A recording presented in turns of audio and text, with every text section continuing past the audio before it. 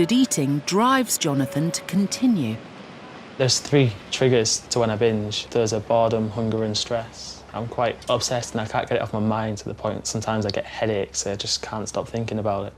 There you are. Sometimes you'll see him and he'll be a lot skinnier than what he was last time. It does get you worried about him. But having suffered with chest pains and palpitations, Jonathan's now trying to break the destructive cycle of his disorder. I've had counselling with the community mental health team. It helps for me to talk about it and to get it off my mind and to sort of unwind. I tend not to binge and purge as much lately. It tends to only be about maybe in between 3 and 5 times a week now, compared to about that much a day. So I'm staying well and staying healthy. Try to focus more on living rather than focusing and obsessing on food as much.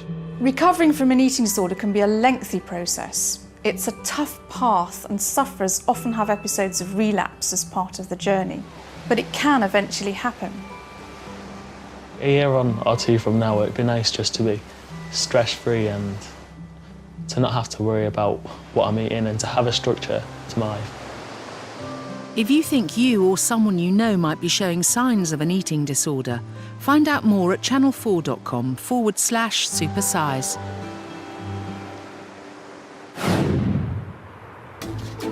Back in the feeding clinic, Dr. Christian wants Saskia and Nick to take a walk down memory lane.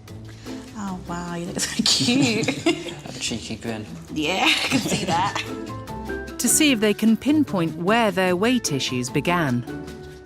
I think I'm about 16 maybe in this one. I don't think you look very thin in that. You look normal. I think it's just kind of a normal child. My biggest weight loss would have been when I went to university and I got complete control of my diet, that I started fixating on what I was eating. I think that's where my problem started. This is me when I was about 4. I was actually quite underweight and they gave me some medications to make me start eating more because I wasn't eating at all. And it just went up and up and up. How was school for you? Were you bullied because of your size or anything? Yeah, I mean, in primary school, I was bullied quite a bit. I used to hate school. School was like my enemy. It's really quite eye-opening to see all these pictures on the table, isn't it? Yeah, it gives a really clear view of how you've grown and what's happened.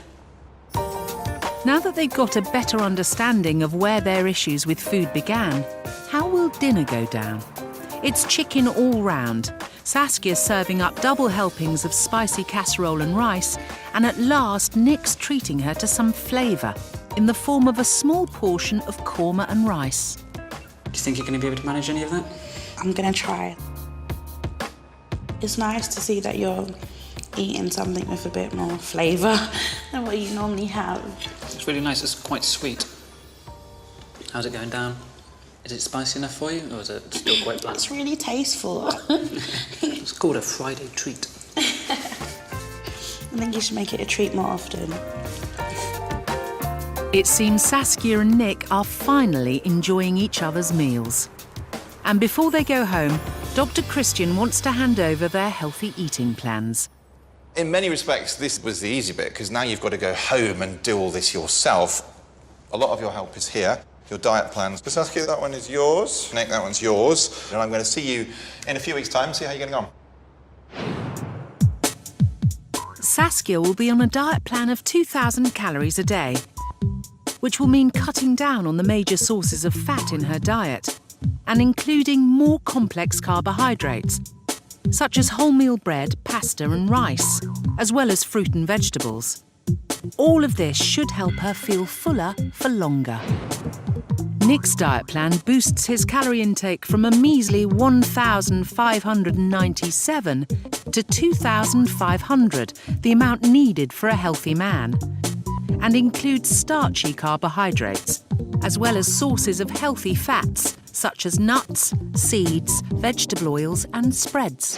The main thing that I've learned from here is that I have to get out of my routine. I have to get out of having the same things and overanalyzing what I'm eating. I'm looking forward to get on with the food plan, really. The reason I'm eating so much is probably because I'm bored and I'm used to it. And once I break the habit, then, you know, I can eat less than I do. And I think Nick's routine and diet has really taught me that. Diet was really lovely meeting you. Good luck. Yeah, and you. I hope you feel better next time I see you.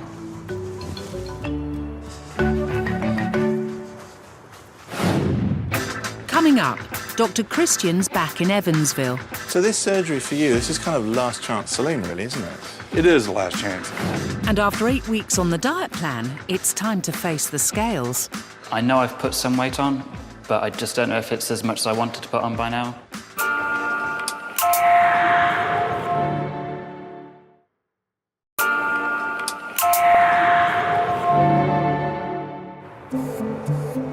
Evansville, Indiana, America's fattest city. On the front line of the battle against obesity here in Evansville is the Deaconess Hospital, where, just like in the population, over a third of the patients here are obese. On a daily basis, the staff have to deal with the sharp end of the obesity crisis, from amputations due to type 2 diabetes to heart problems, and educating the next generation to make sure they don't follow suit.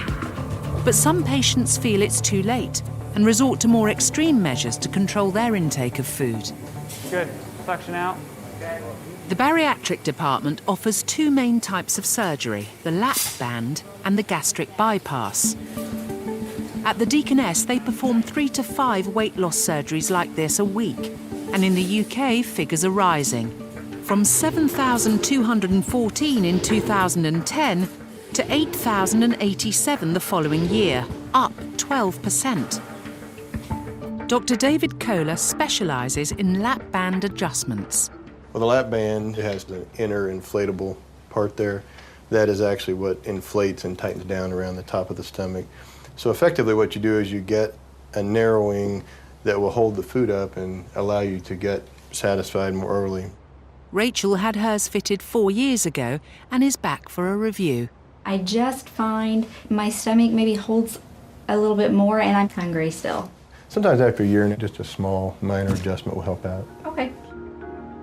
Fluid is injected into Rachel's lap band to further inflate it, so that less food is allowed into her stomach. We're done. Since having hers fitted, Rachel has lost 5 stone 6 pounds.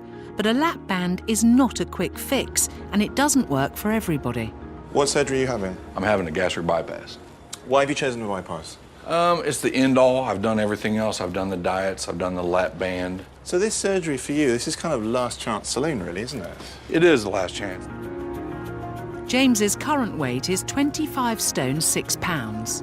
James had a laparoscopic band placed about 1.5 years ago, and he did not have much success with it. So we've elected to remove the band and proceed with a gastric bypass.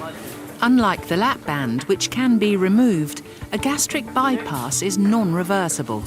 The stomach is stapled to make it permanently smaller, which will mean that James will never be able to eat in the same way again. However, having the procedure does carry risks.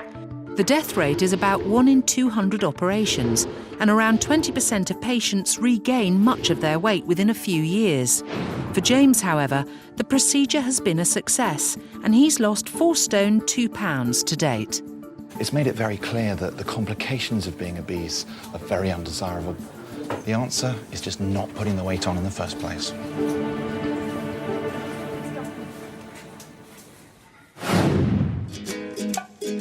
It's been 8 weeks since Supersizer Saskia and Superskinny Nick left the feeding clinic.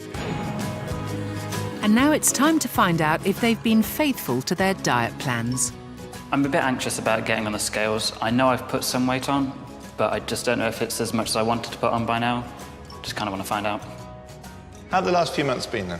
They've been okay. I've been trying to keep the diet as much as I can. Successfully, do you think? Yep, successfully. It's slowly getting better and better, like less routine, less thinking about what I'm eating. Which is what I wanted. I wanted you to sort of chill out a bit and not worry about it so much. Do you enjoy food? Turns out profiteroles are quite nice. Good. They're a new experience. A new experience for me, that was quite nice. Yeah, I enjoy it a lot more now. Now I'm not continuously thinking about what I'm eating. You used not to eat foods together. You'd have to eat one thing at a time. Has that changed? No, I'm mixing everything now. It's kind of like eating out with a 5-year-old because I'm trying all different things together, seeing what works and what doesn't. I found that cheese and grapes, that taste quite good together. What sort of changes have you noticed to your body? I can definitely see that I've gained a bit of weight on my legs and across my chest. You can't see my ribs so much anymore. I know I've put something on, just don't know how much. And how about Saskia?